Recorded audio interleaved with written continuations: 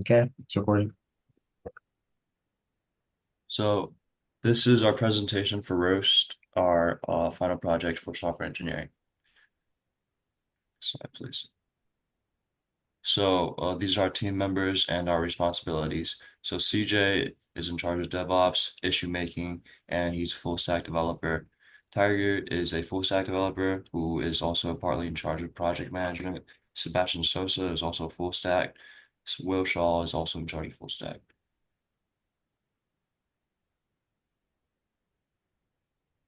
So to state the value to the customers of Roost, let's start with the problem. So college students don't have a secure way of listing or searching for subleases in their area. Like right now, usually like with people we see, like some of our peers, they resort to posting on social media, on places like Snapchat stories, Discord channels, and group me chats, which are just all very informal ways of looking for where you're going to be living for the next semester, the next year, or whatever period of time. Next slide. Yeah, so Roost solves this by ensuring security. Our application authenticates emails and verifies the properties in the listings that are on the application, like on the website. And also Roost offers a user-friendly interface that allows for anyone to search for properties through the Google Maps API and also through a lot of um, filtering variables such as price and location. So in terms of the technical debt we sacrificed certain features and made certain shortcuts for a more complete app with the time and resources we're given. So some examples include we didn't integrate with UF single sign-on, which would have created more streamlined and secure registration. We do not have ownership validation processes. We do not have multi-channel notifications. And in terms of shortcuts, we did not implement a uniform centralized schema for WebSocket exchanges and automated testing and deployment pipelines. Um, we implemented that actually. And yeah, next slide, please. So some of our stretch goals include number one, we want to have payment on the website itself, and that will make everything easier.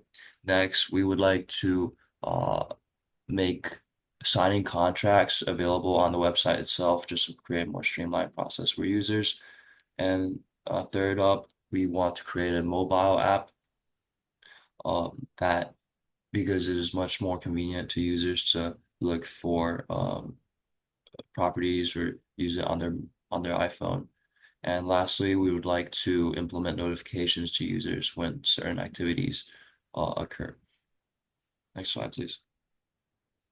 So next steps, fundamentally, we just want to implement the stretch goals. Right now, our websites were functioning well, and then we just need to begin implementing the stretch goals. For example, notifications and payment features. And now we go on to the demo.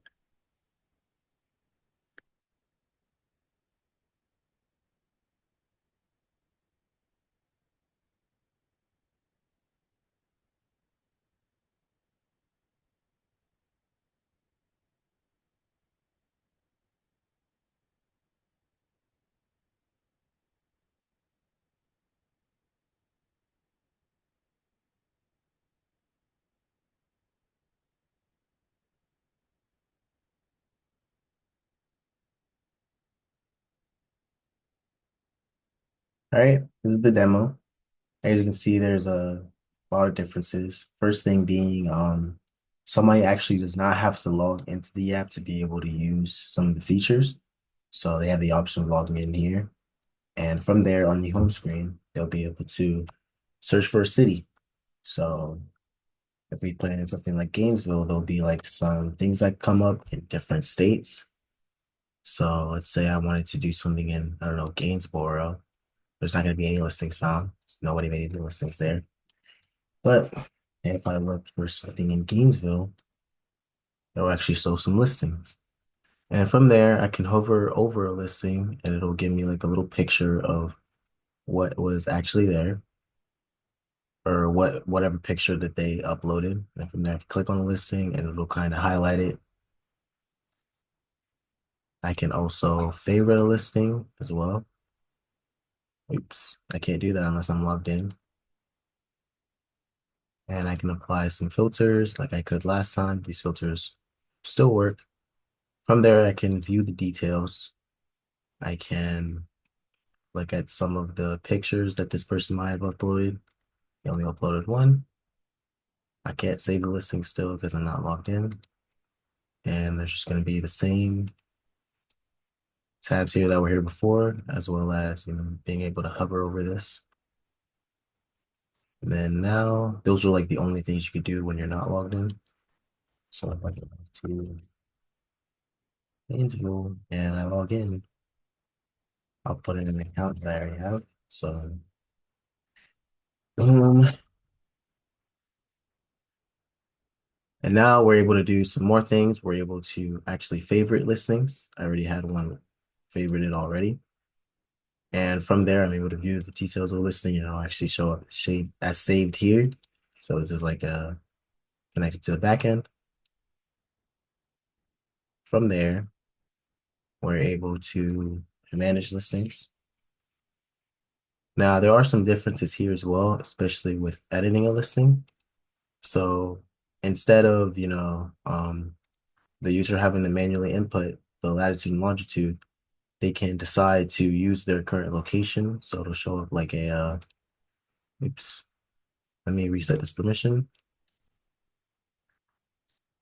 And then let me try this again.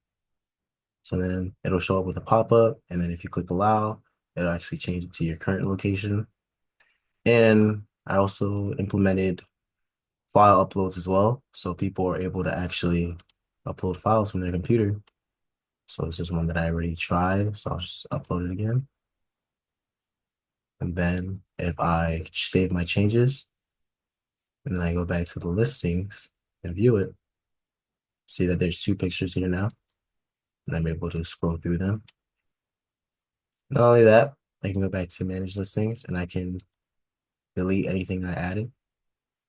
So removing it like that will make it so that picture won't show up anymore. Like home, details, and it won't be here anymore. From there, I'm also able to view the listings that I favorited, and I'm able to unfavorite them from here as well. It'll show up with like some sort of confirmation message, and it'll be like, "Oh, you sure you want to remove this from your favorites? This might be hard to find again." Remove it, and it won't be here anymore. And yeah, these are the new changes. Let me stop sharing.